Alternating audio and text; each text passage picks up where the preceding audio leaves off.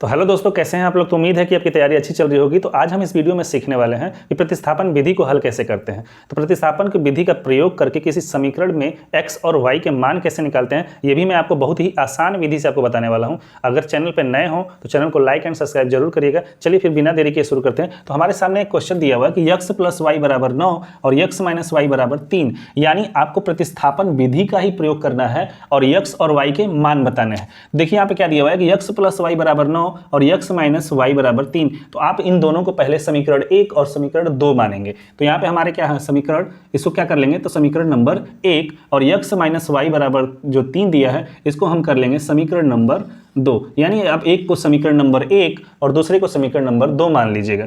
अब क्या करिएगा, समीकरण 1 से यानी x या y किसी एक का हमको क्या करना पड़ेगा, मान निकालना पड़ेगा। तो x और y यानी x + y, आप समीकरण 1 लिख लीजिएगा, x + y = 9 और यहाँ से हमको क्या करना पड़ेगा, या तो आप x का या तो y का मान निकालिएगा। तो हम निकालते हैं x का मान। तो x बराबर यहाँ पे पहले से 9 है। अब हम क्या करेंगे, y को दूसरे पक्ष यानी हम y को ट्रांसफर करेंगे वो दूसरे पक्ष में। तो यहाँ पे देखिए प्लस y किस में हो जाता है, तो यहाँ पे हो जाएगा -y, यानी हमारा जो x की वैल्यू आ गई वो हमारा आ गया 9 - y। अब हम क्या करेंगे इसके आगे, तो हमारे पास जो समीकरण 2 है तो x का मान समीकरण 2 में यानी x का मान समीकरण 2 में प्रतिस्थापित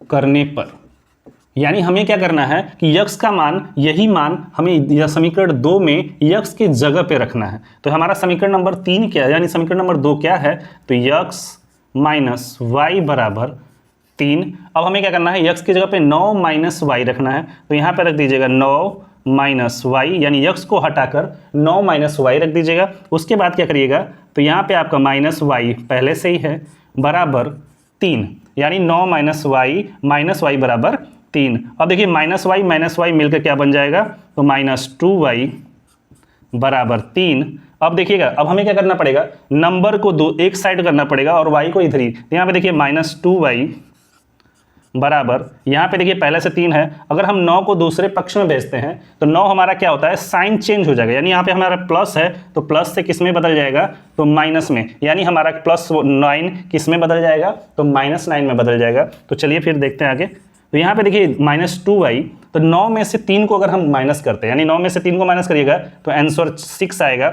लेकिन 9 के सामने माइनस लगा, यानी बड़ी संख्या के सामने जो भी चिन्ह लगा होता है वही चिन्ह हम क्या लगाएंगे, जो आंसर आएगा उसमें। तो माइनस से माइनस हमारा क्या होगा, कट जाएगा, और 2 से काटिएगा 1 बार में और 2 से ये 3 बार में, यानी y का जो मान आएगा वो आ गया 3। अब हम क्या किए, y का मान हम निकाल लिए। अब y का मान हमें क्या करना है, तो इस समीकरण में रखना है। यानी यहां पे है तो y का मान रखने पर, तो y का मान किस में रखना है, तो यहां पे देखिए एक समीकरण दिया है, तो x बराबर 9 - y। तो हम क्या करेंगे कि x बराबर y का मान 3 रखना है। y का मान यहाँ पे कितना निकाले थे हम लोग अभी, तो y का मान 3 है। तो y का मान 3 रखने पर तो x बराबर 9 - 3, तो क्या आ जाएगा 6, यानी x का मान हमारा क्या आया 6 और y का मान आएगा क्या 3। तो यानी x बराबर 6 और y बराबर 3, यही हमारा क्या होगा आंसर। यानी समीकरण को हल करके हम क्या किए, x और y के मान निकाले, प्रतिस्थापित कर